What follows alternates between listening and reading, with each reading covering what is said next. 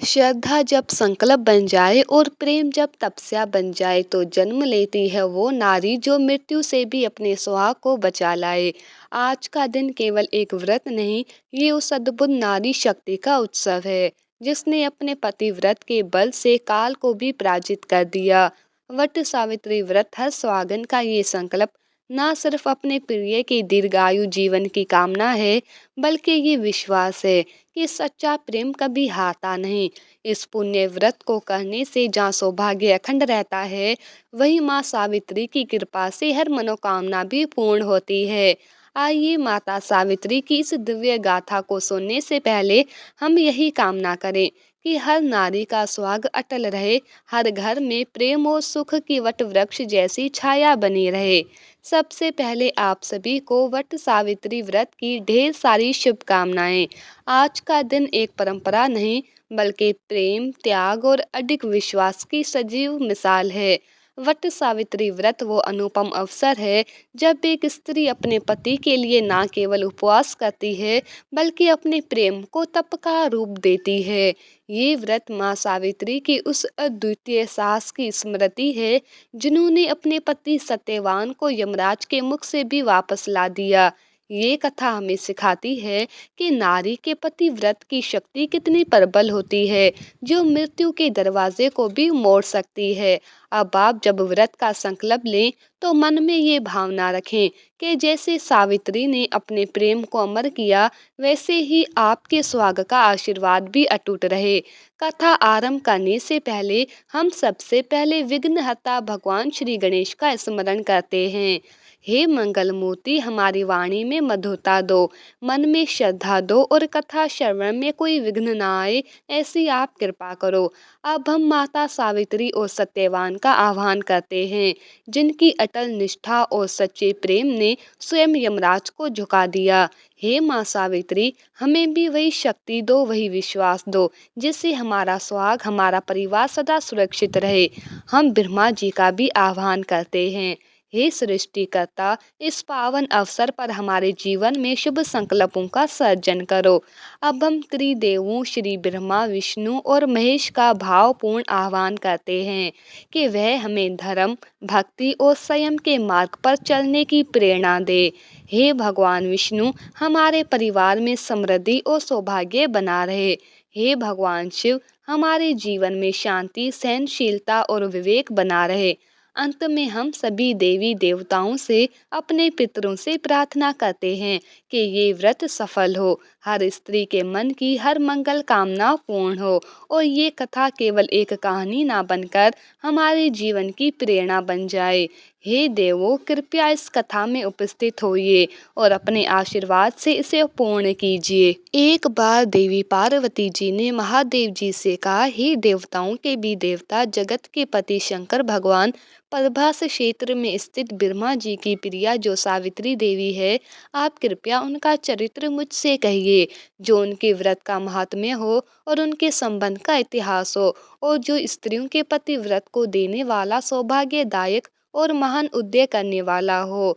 तब भगवान शंकर ने कहा, हे देवी, प्रभास क्षेत्र में स्थित सावित्री के असाधारण चरित्र को मैं आपसे कहता हूँ। हे माहेश्वरी, सावित्री स्थल नामक स्थान में राजकन्या सावित्री ने जिस प्रकार से उत्तम वट सावित्री व्रत का पालन किया, उसका यथावत वर्णन करता हूँ। कथा के अनुसार एक समय की बात है, मध्य देश में अशुपति नाम के एक धर्मात्मा राजा का राज्य था। उनकी कोई भी संतान नहीं थी। तब राजा ने संतान प्राप्ति हेतु यज्ञ करवाया। कुछ समय बाद उन्हें एक कन्या की प्राप्ति हुई, जिसका नाम उन्होंने सावित्री रखा।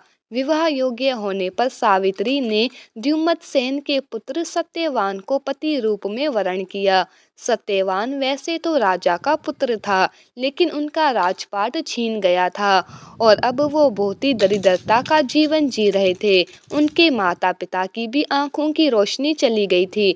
सत्यवान जंगल से लकड़ियां काट कर लाते और उन्हें बेचकर जैसे तैसे अपना गुजारा कर रहे थे।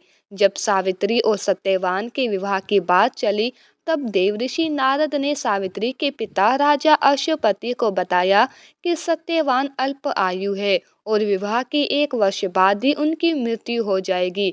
हालांकि राजा अश्वपति सत्यवान की करीबी को देखकर पहले ही चिंतित थे और सावित्री को समझाने की कोशिश में लगे हुए थे।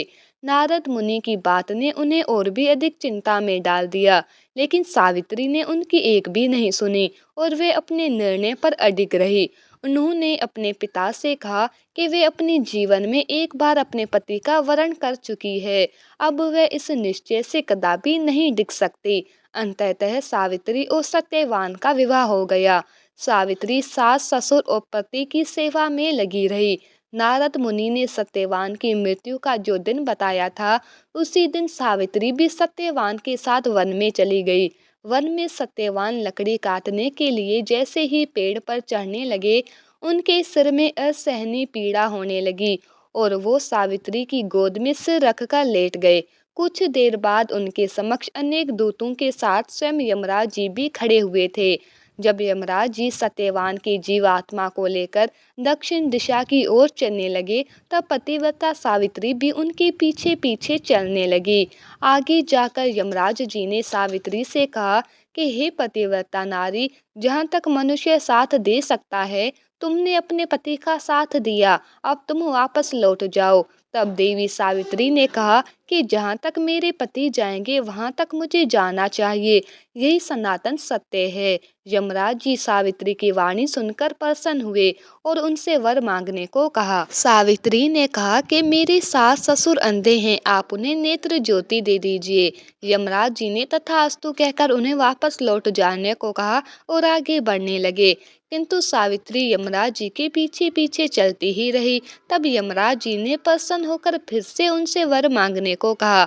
अब की बात सावित्री देवी ने वर मांगा कि मेरे ससुर जी का खोया हुआ राज्य उन्हें वापस मिल जाए। तब यमराज जी ने तथास्तु कहकर पुनः उनसे लौट जाने को कहा, किंतु सावित्री अपनी बात पर अटल रही और वापस नहीं गई। सावित्री की पति भक्ति देखकर यमराज जी पिघल गए और उन्होंने सावित्री से एक और वर मांगने के लिए कहा।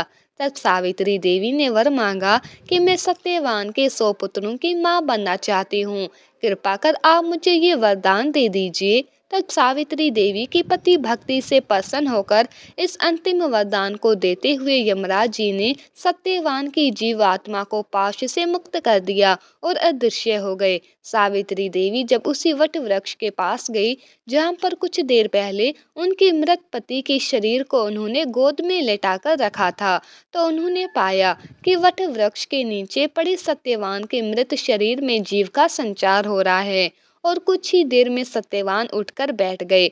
उधर सत्यवान के माता पिता की आंखें भी ठीक हो गई और उनका खोया हुआ राज्य भी वापस मिल गया। भगवान शिव देवी पार्वती से कहते हैं, हे देवी, हर पतिव्रता स्त्री को अपने पति का हर हाल में साथ देना चाहिए। परिस्थिति कैसी भी हो, कभी साथ नहीं छोड़ना चाहिए। पतिव्रता स्त्री में इतनी ताकत होती है कि वो यमराज से भी अपने पति के प्राण तक वापस ला सकती है। वहीं सास ससुर की सेवा और पत्नी धर्म की सीख भी इस कथा से मिलती है। हे माँ सावित्री, आपने जिस दृढ़ नारी संकल्प से अपने पति सत्यवान को मृत्यु के मुख से वापस पाया, वो आज भी हर स्वागन स्त्री के लिए प्रेरणा का अमित स्रोत है।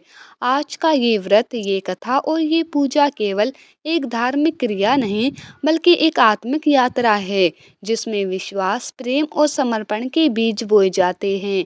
हमने इस व्रत को पूर्ण श्रद्धा, नियम और विधि पूर्वक संपन्न किया। हे देवो, यदि जाने अनजाने में कोई त्रुटि हो गई हो तो हमें क्षमा करें। हम यही प्रार्थना करते हैं कि ये व्रत हमारे जीवन में सुख, सौभाग्य, शांति, संतुलन और स्नेह की वट वृक्ष जैसी छाया लेकर आए। माता सावित्री की कृपा से हर सुहागन का सौभाग्य अक्षय बना रहे, हर स्त्री की मनोकामना पूर्ण हो और हर घर में प्रेम, समर्पण और विश्वास की ज्योति जलती रहे। इसी शुभकामना और कृतज्ञता के साथ आज की ये पुण्य कथा, ये व्रत और ये आराधना पूर्ण हुई। एक बार फिर सभी प्रेम से बोलिए, सत्यवान सावित्री माता की जय, त्रिदेवों की जय, यमराज जी की जय। प्रिय श्रोताओं, ये थी आज की वीडियो। कथा को सुनकर कमेंट बॉक्स में सत्यवान और सावित्री माता की जय जरूर लिखिएगा। धन्यवाद।